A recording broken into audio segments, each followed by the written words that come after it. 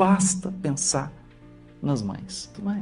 Então nós pensamos nos grandes gênios da humanidade, mas eu raramente, nem sei se existe alguma biografia das mães dos grandes homens e das grandes mulheres. Não sei se existe. Nós falamos num Beethoven, mas ninguém fala da mãe dele. Nós falamos de um Hitler, mas ninguém pensa na mãe dele. Até mesmo no círculo do Evangelho falamos de Judas, mas ninguém pensa na mãe de Judas. Enterrando seu filho que suicidou. Pensamos nos grandes nomes da fortuna, da política, do poder, das letras. E muitas vezes tiveram pais que sequer puderam estudar e que sacrificaram suas vidas inteiras para que os filhos pudessem brilhar. Então quem sustenta o mundo? Os triunfadores? A maioria dos triunfadores do mundo está querendo ser servido. Alguém muito poderoso está cercado de servos. Alguém com muita fortuna tem centenas de bajuladores. Quem sustenta o mundo são os que servem. Quem garante a nossa encarnação são as mãezinhas velando, perdendo a noite, dando do seu seio, sacrificando-se, abrindo mão das suas vidas pessoais, de projetos ou adiando projetos para o futuro, a fim de que os filhos possam alcançar a realização. É disso que Jesus está dizendo. Um guerreiro coberto de louros ergue os seus gritos de vitória sobre os cadáveres que juncam o chão. Mas apenas os que tombaram fazem bastante silêncio para que se ouça no mundo a mensagem de Deus. E foi assim com ele, né? Então Maria, tocada por esse amor profundo, espiritual, que é um amor que se nutre daquilo que dá, um amor que se alimenta daquilo que oferece. Mas Jesus diz para ela, muitas vezes o campo enflorescido se cobre de lama e sangue, mas na sua tarefa silenciosa, os corações maternais não desesperam e reedificam o jardim da vida, imitando a providência divina, que espalha sobre um cemitério os lírios perfumados de seu amor. Porque onde se dissolvem todos os enganos e todas as quedas? No útero. É no útero que começa toda a renovação, toda a redenção espiritual. Então o Criador coloca logo uma mãe na entrada do processo de renovação espiritual. Quem está no mundo espiritual e precisa se renovar, mergulha no útero. Encontra uma mãe, como se a mãe fosse da esperança divina no nosso aprimoramento, nosso aperfeiçoamento. Então Maria de Magdala, ouvindo isso, diz assim, mas desgraçada de mim, Senhor, não poderei ser mãe. Não podia ser mãe. Então, atraindo-a brandamente a si, o mestre acrescentou. Eu acho bonito isso, porque não diz que Jesus puxou ela, não diz que Jesus a abraçou, diz que Jesus a atraiu com seu poderosíssimo magnetismo de amor e sabedoria. Trouxe ela para dentro do seu círculo de vibração de paz, serenidade e comunhão com Deus. E disse para ela, e qual das mães será maior aos olhos de Deus? A que se devotou somente aos seus filhos, aos filhos de sua carne, ou a que se consagrou pelo Espírito aos filhos das outras mães? E aí ela diz para ele, Senhor, doravante renunciarei a todos os prazeres transitórios do mundo, para adquirir o amor celestial que me ensinastes. Acolherei como filhas as minhas irmãs no sofrimento. Procurarei os infortunados para aliviar-lhes as feridas do coração. Estarei com os aleijados e leprosos. E assim, essa mulher corajosa, um dos maiores símbolos do cristianismo primitivo. Talvez uma das mais grandiosas transformações do Evangelho. Porque no caso de Paulo, ele saiu do fanatismo para a verdadeira fidelidade a Deus. Maria de Magdala saiu do vício sexual, do vício, o vício dos prazeres, para um amor espiritual. É muito mais difícil, muito mais difícil. Ela se entrega a um processo de doação no Vale dos Leprosos e contrai lepra, adoece o corpo. E nós nos impressionamos porque Maria de Magdala adoeceu fisicamente, como se ela já não estivesse doente. Porque, na verdade, quando o seu corpo expressou a lepra, é porque o seu espírito estava se purificando. Seu espírito estava se purificando. E nós não podemos esquecer que o esforço de Maria de Magdala foi tão gigantesco que a primeira pessoa para quem Jesus aparece em espírito após a crucificação não é para sua mãe, é para Maria de Magdala. Em resposta ao gigantesco movimento interior que Maria de Magdala fez. Ela foi curada. Porque agora ela desejava ser amada.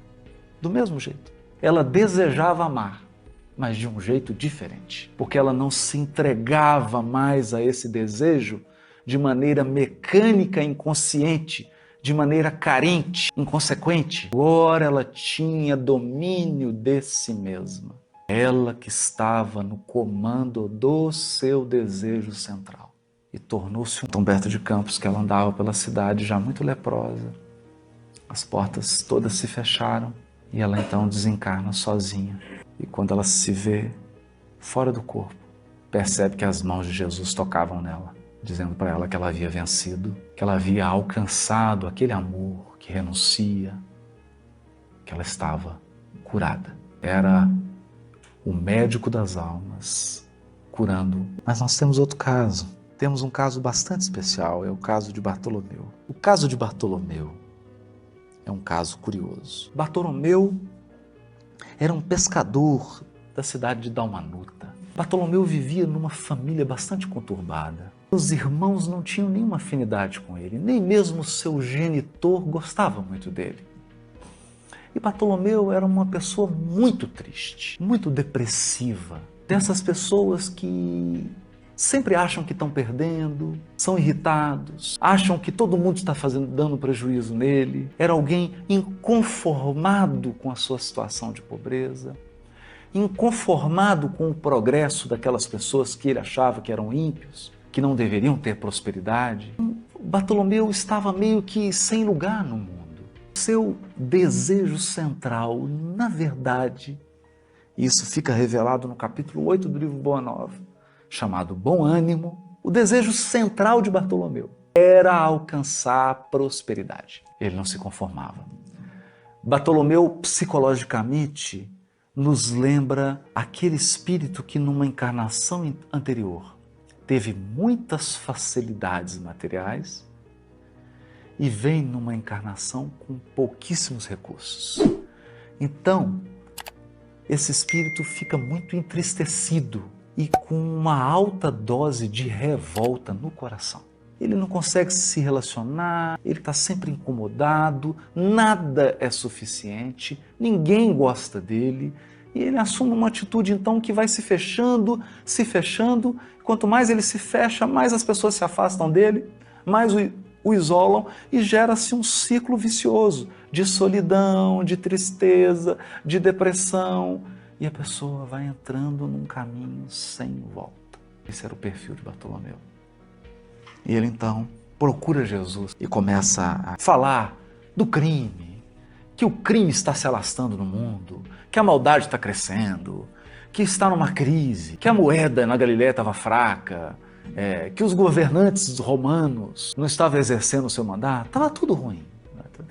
Pintou aquele quadro de tempestade, aquele quadro fechado, um tempo sombrio. Jesus ouve Bartolomeu, estava quase chorando, cita-o brandamente e fala com serenidade para Bartolomeu. A nossa doutrina, entretanto, Bartolomeu, é a do Evangelho, ou Boa Nova. Já viste, Bartolomeu, uma boa notícia não produzir alegria?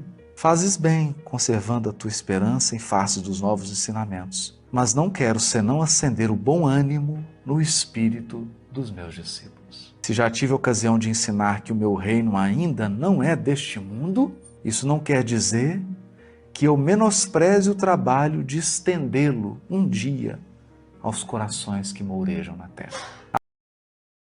Achas então que eu teria vindo a este mundo sem essa certeza confortadora?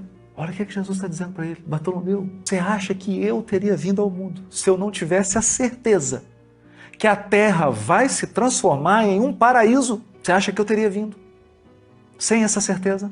E ele fica... O Evangelho terá de florescer primeiramente na alma das criaturas, antes de frutificar para o espírito dos povos. E é incrível porque hoje nós vemos espíritas que estão como Bartolomeu, porque estamos vivendo a transição planetária.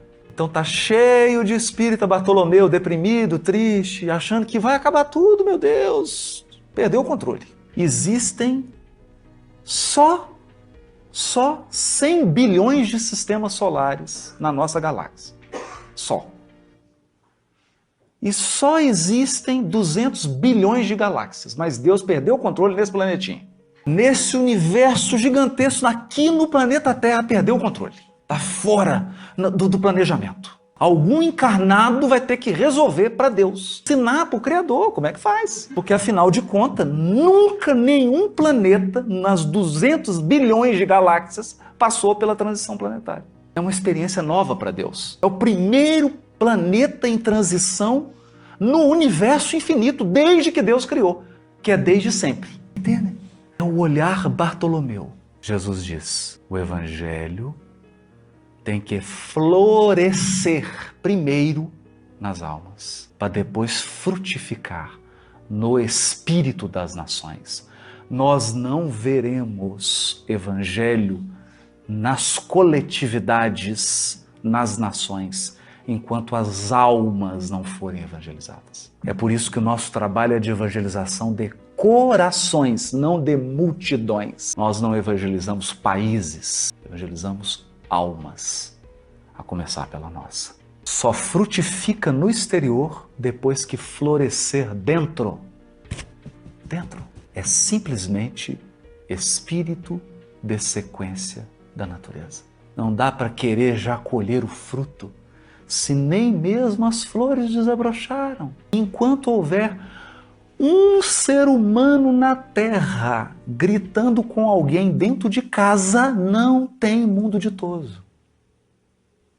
Não tem reino dos céus na Terra. Enquanto houver um ser humano no planeta que não conseguir ser 100% honesto nos menores gestos da sua vida, no uso do papel higiênico num banheiro público que ele está sozinho, não tem reino dos céus. Porque o reino dos céus não é um decreto de políticos da terra. O reino dos céus é um patamar espiritual a ser atingido por cada um de nós. Bartolomeu ficou assustado, né? Ficou bem assustado. E Jesus continuou, mas falou para ele, venho de meu Pai. Fala de Jesus, é tão forte, né? Venho de meu Pai, cheio de fortaleza e confiança. E a minha mensagem terá de proporcionar grande júbilo a quantos a receberem de coração. E depois disso ele foi crucificado e já se passaram 2000 anos e ele está cheio de fortaleza e de confiança. São 2000 anos. O que são 2000 anos? Quantos anos os dinossauros andaram sobre a Terra? E o Cristo esperou até que tudo fosse resolvido. Até poder aparecer a primeira espécie humana. O primeiro modelo físico de corpo da espécie humana. Quantos bilhões de anos foram aguardado? Um Homo sapiens com condições de pensar tem mais ou menos 200 mil anos. 200 mil anos. Isso não é nada. Nada. Isso é... E nós já estamos sem esperança. Perdendo o bom ânimo. Nós estamos perdendo o bom ânimo por causa das dificuldades dos últimos 10 mil anos, 5 mil anos, ou pelas dificuldades que ainda enfrentaremos por alguns séculos. A vida terrestre, continuou Jesus, é uma estrada prodigiosa que conduz aos braços amorosos de Deus. O trabalho é a marcha. A luta comum é a caminhada de cada dia. Os instantes deliciosos da manhã e as horas noturnas de serenidade são os pontos de repouso. Mas ouve-me bem. Na atividade ou no descanso físico, a oportunidade de uma hora, de um leve aceno, de uma palavra humilde, é o convite de nosso Pai para que semeemos as suas bênçãos sacrossantas. Em vista dessas razões, observamos que os viajantes da terra estão sempre desalentados. Na obcecação de sua vontade própria, ferem a fronte nas pedras da estrada. Cerram os ouvidos à realidade espiritual, vedam os olhos com a sombra da rebeldia e passam em lágrimas, em desesperadas imprecações e amargurados gemidos, sem enxergarem a fonte cristalina, a estrela carinhosa do céu, o perfume da flor, a palavra de um amigo, a claridade das experiências que Deus espalhou para a sua jornada em todos os pontos do caminho. Como se Jesus estivesse dizendo: Bartolomeu, é preciso aprender uma nova matemática. A habilidade de somar dádivas. Nós esquecemos isso. Nós só sabemos somar dificuldades. Nós não conseguimos somar dádivas. Pode fazer uma lista, tudo de bom que você tem na sua vida e de tudo de ruim. Vai ver que invariavelmente a lista das coisas boas são maiores que as coisas ruins, com certeza. É porque não dá para ter tudo, Então nós temos que nos desfazer de certas expectativas pueris. É o que Jesus dizia para ele: Mestre, os vossos esclarecimentos dissipam os meus pesares, mas o Evangelho exige de nós fortaleza permanente. Jesus falou para ele assim: a verdade não exige, transforma. A verdade não exige, transforma. O Evangelho não poderia reclamar estados especiais dos seus discípulos. Porém, é preciso considerar que a alegria, a coragem e a esperança devem ser traços constantes das atividades do cristão em cada dia. Traços constantes. A alegria, a coragem e a esperança. Por que nos firmarmos no pesadelo de uma hora se conhecemos a realidade gloriosa da eternidade com nosso Pai? Aí ele se abre. Já estava no meio da conversa. Olha que incrível. Até aqui Jesus estava cavando o poço, estava entrando na intimidade de Bartolomeu, estava entrando na Bartolomeu. Aqui ele se abre. Aí ele fala qual que é o desejo central dele, o que de fato está incomodando ele. Não é a moeda, não é o câmbio, não é a presidenta, o primeiro-ministro, não é isso. Ele vai falar o que está incomodando ele. E quando os negócios do mundo nos são adversos, e quando tudo parece lutar contra nós, entende? Oh, Jesus, por que eu não consigo alcançar a prosperidade financeira na minha pescaria? Falou o desejo central. O desejo central dele era de prosperidade material. Como ele não alcançava a prosperidade material, nada valia.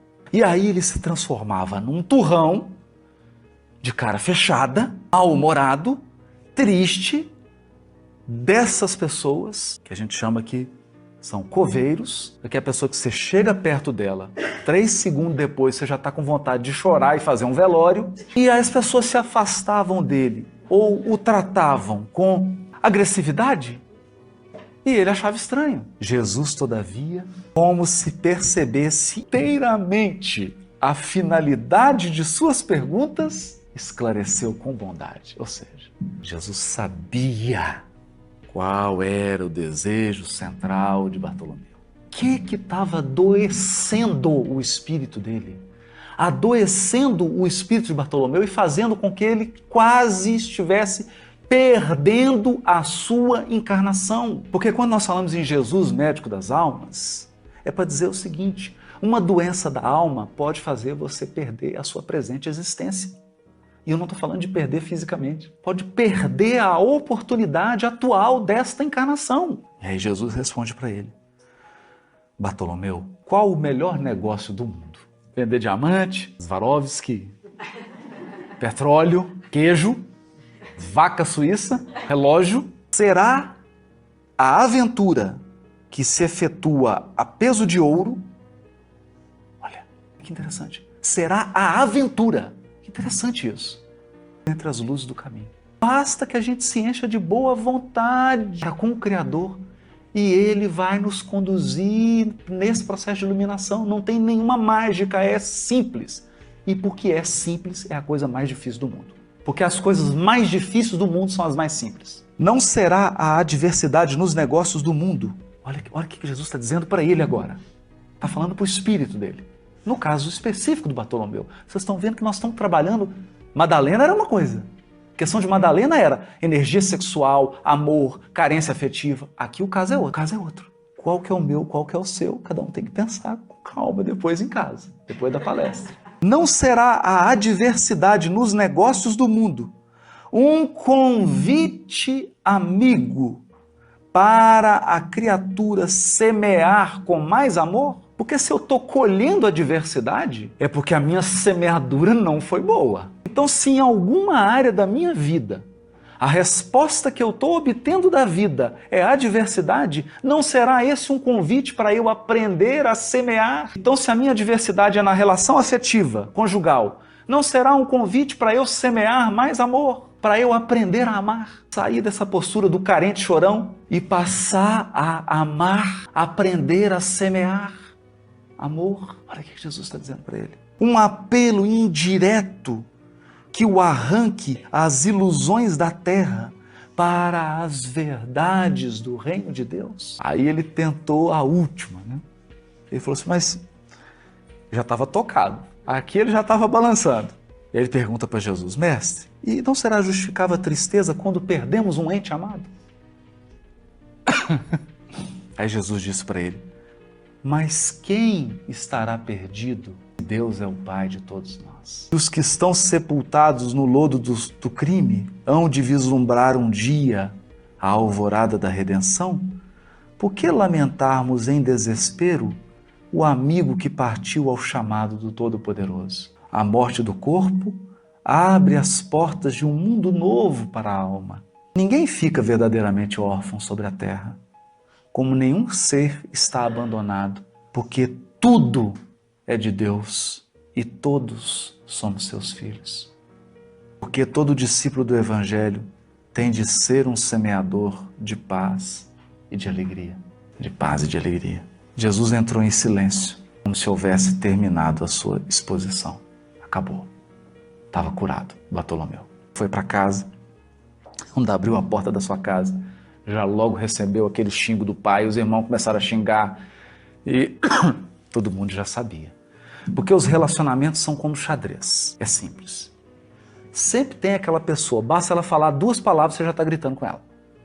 E ela já sabe quais são as palavras, porque os relacionamentos estabelecem uma dinâmica. Então quando ele chegou, o pai falou aquelas palavras, Bartolomeu, tranquilo. Aí o pai falou, e agora, que peça que eu mexo? Não sei irritá-lo mais. Aí os irmãos falaram alguma coisa, ele não disse nada. Criticaram, falaram que ele era preguiçoso, ficava só conversando fiado com Jesus, em vez de cuidar da pescaria, entende? Entendem? Porque ele estava naquele circuito. Ele também estava vibrando naquilo. Agora ele saiu. Estava fora. Ficou tranquilo. Acordou no outro dia, cumprimentou. Sorrindo. Bom dia. O pessoal falou, esse homem está doente. Eu não estou acostumado com ele triste, cara fechada, né? Aquele sol, ele falou, ai, vida difícil, né? Aquele sol imenso, o tempo falou que vai chover, né? Vai nevar. Ele deu bom dia, cumprimentou. Foi, saiu cedinho, pescou, trouxe os peixes. A hora que ele foi vender os peixes dele para os mercadores já estão esperando, né? Que ele era reclamão, brigava. Ele, não, nós vamos comprar por tanto. Perfeito, está aqui o peixe. Esse homem está doente. Esse homem mudou. Né? O que aconteceu com esse homem? Mas, na verdade, Bartolomeu havia sido curado. E aí diz Humberto de Campos, aproximaram-se aquelas pessoas todas, e quando ele viu Bartolomeu alegre, sorrindo, pela primeira vez na vida, Bartolomeu bem-humorado, Jesus contou uma pequena parábola em homenagem a ele. Disse assim, o reino dos céus é semelhante a um tesouro que oculto num campo foi achado e escondido por um homem que, movido de gozo, vendeu tudo o que possuía e comprou aquele campo. Nesse instante, o olhar do mestre pousou sobre Bartolomeu que o contemplava, embevecido. A luz branda de seus olhos generosos penetrou fundo no íntimo do apóstolo. Olha o magnetismo do Cristo, pela ternura que evidenciava. E o pescador humilde compreendeu a delicada alusão do ensinamento, experimentando a alma leve e satisfeita, depois de haver alijado todas as vaidades de que ainda não se desfizera, para adquirir o tesouro divino no campo infinito da vida. Era mais uma cura de mais um apóstolo através dessa ação transformadora do Cristo. Eu vou citar só 2. Tem várias outras, tem com Simão Pedro, tem com Tiago, tem com Tadeu, tem com vários que procuraram o Cristo, vários apresentando processos mórbidos do espírito. Porque as doenças físicas não são tão difíceis assim. Afinal de contas, todos vão ficar sem doença no dia que a gente desencarnar. Acaba todas as doenças físicas. Mas há processos insidiosos que se instalam na alma. Revolta, cobiça, indisciplina, falta de gratidão, ressentimento, ódio, incompreensão, processos que instalam no espírito, provocam um conjunto de ações, e essas ações estabelecem vínculos espirituais. E por vezes nós gastamos várias existências para poder reparar esses vínculos que foram gerados por conta de um desejo central, mal conduzido. É a nossa vida verdadeira e genuína.